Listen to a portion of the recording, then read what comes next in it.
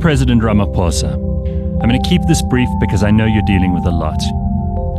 We've all been ready to support you and your administration in your efforts to save lives from this pandemic. Even people like me, who've questioned the idea of a lockdown as the best response, have decided to comply and do whatever we can to help. We set aside our concerns over the heavy-handedness of the police and the army. We swallowed and accepted that poor people in informal housing would be crammed into their one-room dwellings for a month. We limited our trips to the shops, and we even accepted not being able to buy hot food for whatever inexplicable reason. When you couldn't put your mask on, we laughed, and we were charmed to see that you were able to laugh at yourself too. For a time, you won everyone over again. You yourself have said that it has taken much for people to give up their liberties, their right to be with family and friends, and the ability to move freely around. Our patience and emotional state of affairs are on a knife edge, and we're losing hope. Governments walk a fine line in times like these, where the regulations not only have to make sense, but also have to have significant buy-in from the public. Otherwise, people will break them in big ways and small. South Africans are mostly compliant, but when you promise something and then break that promise, it makes us feel like we should break your regulations in return. Many of us aren't afraid of the virus anymore. It's our health, and we'll take our chances, thank you.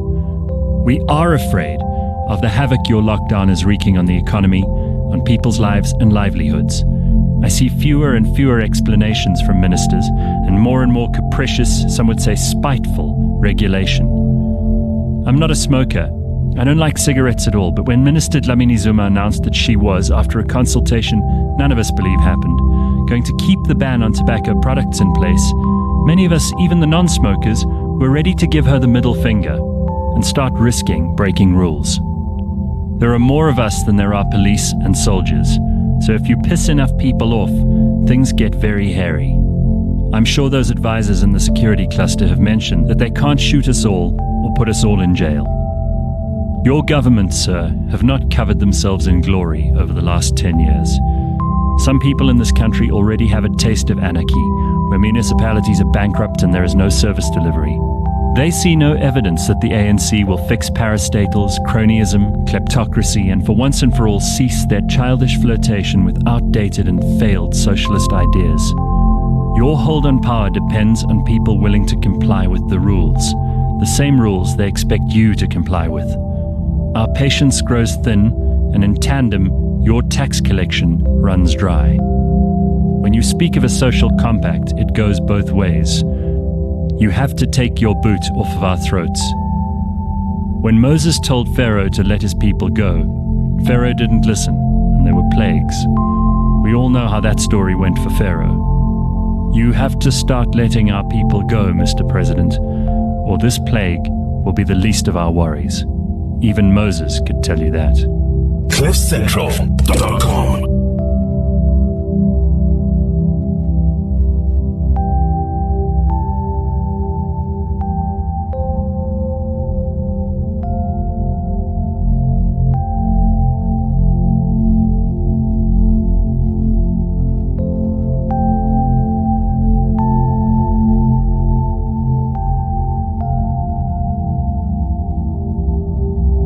Not being straight up with her.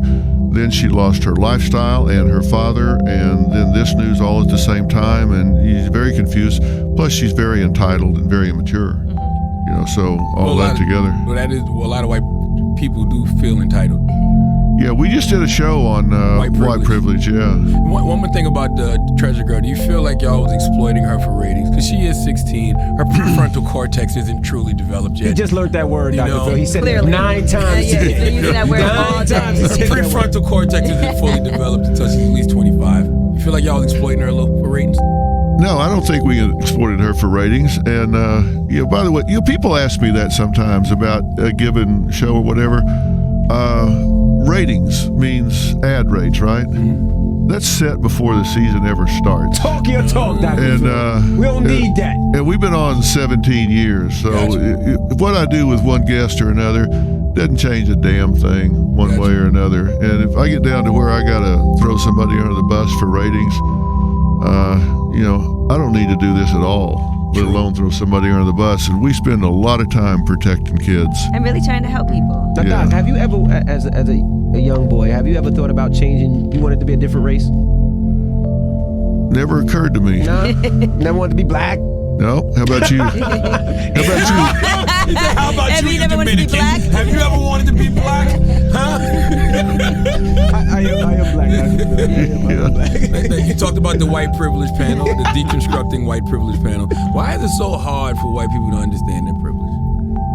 To understand white privilege? Yes. Because they think it's an individual thing and they get defensive and start saying, I didn't do anything wrong. They don't get the fact that white privilege does not have anything to do with their doing something specifically wrong. They think it's all about them personally taking some unfair advantage, and that's not what it's about. It's about the fact that this is what inures to people that are not of color, that they don't consciously choose, they don't consciously create. It's white privilege if you can walk down the street and people, three of you walk down the street and somebody walking towards you not cross over to the other side because they're afraid something's going to happen. They don't realize that that even happens, but it does. They don't realize they can walk into a restaurant and a white woman reach down and snap her purse shut. They don't realize that doesn't happen when they walk in, but it does happen when you walk in. Why? Because I got a hoodie on? Yeah, exactly.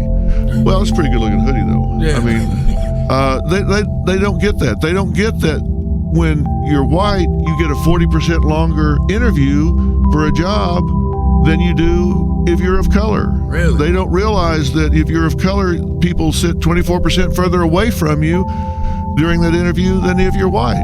They don't realize those things happen because it doesn't show it. They don't feel it. When did you recognize your own white privilege? When I started studying it a long time ago, in college, back in my master's program and doctoral program, we started looking at those things then. So I got sensitized to it and started studying it.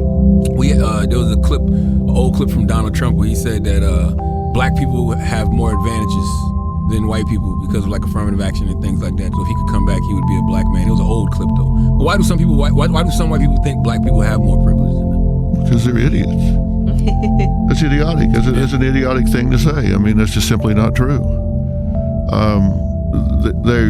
They don't have more privileges because there's a historical momentum in terms of educational opportunity and the things that we just talked about with regard to white privilege that they simply don't know because they haven't had to climb that steeper hill because things that flowed their direction. Let me tell you, that just would not. He wouldn't say that if he walked that path very long. You know what's so interesting? I always ask white people. I say, how are you using your privilege to combat prejudice? You actually got a whole list on how to combat white privilege.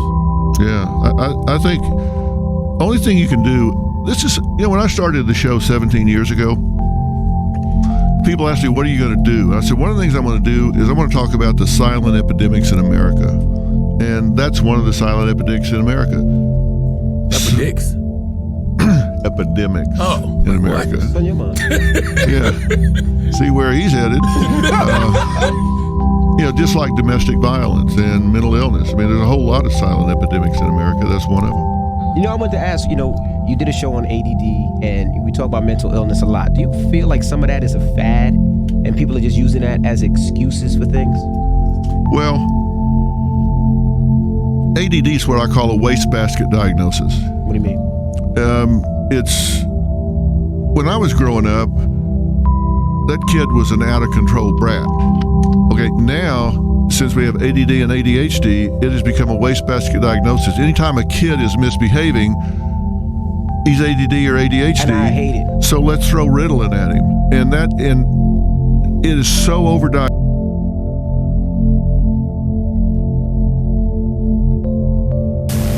That bind the work of the world together.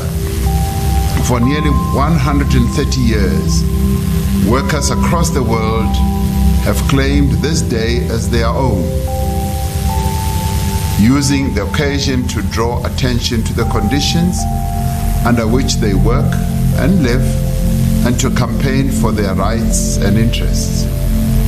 Here in South Africa, the long and bitter struggle for the recognition of May Day as a public holiday was directly tied not only to the struggle for workers' rights, but also to the struggle to end apartheid.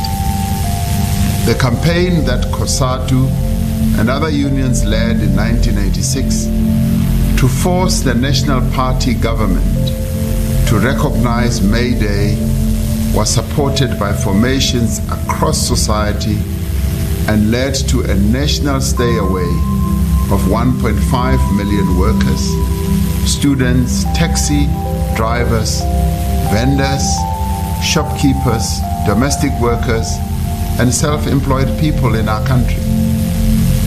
May Day is ours became a rallying cry that drew attention to the appalling conditions of workers under apartheid and the suffering of black South Africans more broadly. Now, with the advent of democracy in 1994, Workers' Day finally received the proper recognition that generations of workers in our country had fought for. As we celebrate this day, we remember the great trade union leaders who forged the formidable labor movement that continues to fight for the rights and interests of workers.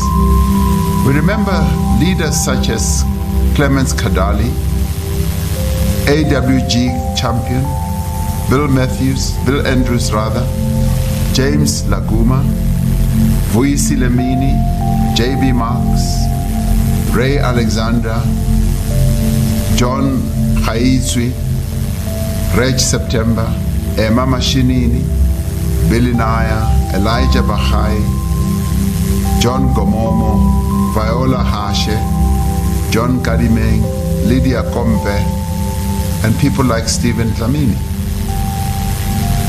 We are marking Workers' Day at a difficult time for our country and the world. The poor and the working class are having to bear the burden of a global pandemic, economic and social disruption. It is now clear that the world will experience a substantial economic contraction and in the immediate future a significant rise in joblessness. Our own country, South Africa, will not be spared from this. The challenges that confronted us before the outbreak of coronavirus, such as low economic growth, unemployment, poverty and inequality, have been exacerbated by the pandemic. Our efforts to turn the economy around, to create opportunities for young people, to stabilize public finances and to restore state-owned enterprises have now suffered a great setback. To emerge from this crisis will require an extraordinary effort. Our central concern on this Workers' Day is for the health of all our people. We are concerned in particular about the vulnerability of workers, the unemployed, and the poor. Millions of our people still live in informal settlements and crowded areas. Many still do not have access to adequate water and sanitation, and many are undernourished. Millions of workers rely on public transport where there is a great threat of transmission of the virus. In order to limit the devastating impact of this virus, we moved swiftly to declare a national state of disaster and implemented a national lockdown. We have had to limit people's movement and limit contact between people to stop the spread of the virus. The nationwide lockdown has had a huge impact on the lives of poor people, as basic liberties like freedom of movement and freedom of association have had to be curtailed. Millions of South Africans have struggled to earn a livelihood and also to feed their families. We all recognize that the lockdown is necessary to save lives. It has kept the infections and the fatalities low, while giving us the time to mobilize more capacity for the expected peak in infections that the scientists tell us is coming. Now we have moved into a new phase of our public health response, significantly increasing the rate of community-based screening and testing and implementing a rigorous program of isolation and contact tracing. We are expanding our capacity to care for those who require hospitalization. We are building field hospitals and buying medical equipment, medicines, and other supplies. An essential part of our preparations is to ensure that all health workers and other frontline staff are safe and have all the personal protective equipment that they need. Today, South Africa moves from level 5 of our coronavirus, which is the most stringent, to level 4, which will lead to the gradual relaxation of some of the measures we put in place 5 weeks ago. As we begin the process of easing the lockdown and many people start gradually returning to work, we must remain vigilant and careful. As they resume operations in the permitted sectors, employers need to take responsibility for the health and safety of their employees. Every workplace is required to implement measures to protect workers. Workplaces must adhere to social distancing norms. Sanitizers must be readily available, and the usual person-to-person meetings that we are accustomed to must be limited. Companies are expected to screen all workers for COVID-19 symptoms each day when they report for work, and companies with more than 500 employees must make arrangements to test their workers. It is now